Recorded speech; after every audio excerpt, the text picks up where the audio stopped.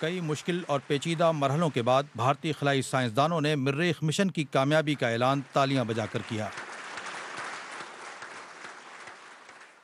खलाई जहाज मंगलयान आज सुबह तकरीबन 7 बजे मरीख के मदार में दाखिल हो गया। भारतीय वजीर आज़म नरेंद्र मोदी बेंगलोर में खलाई तहकीक के इदारे इसरो में मरीख मिशन के कंट्रोल सेंटर पर मौजूद थे।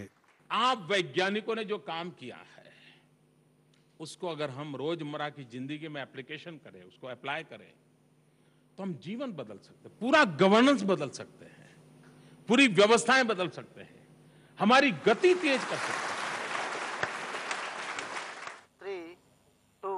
पूरी तरह भारतीय टेक्नोलॉजी से तैयार किया गया मंगलयान खलाई जहाज भारतीय रॉकेट के जरिए मई 2013 में रवाना किया गया था।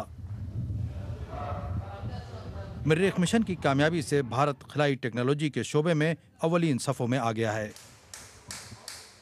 ये पहला मौका है जब किसी मुल्क ने पहली ही कोशिश में कोई खलाई मिशन 65 करोड़ किलोमीटर दूर मरीख के मदार में भेजने में कामयाबी हासिल की है।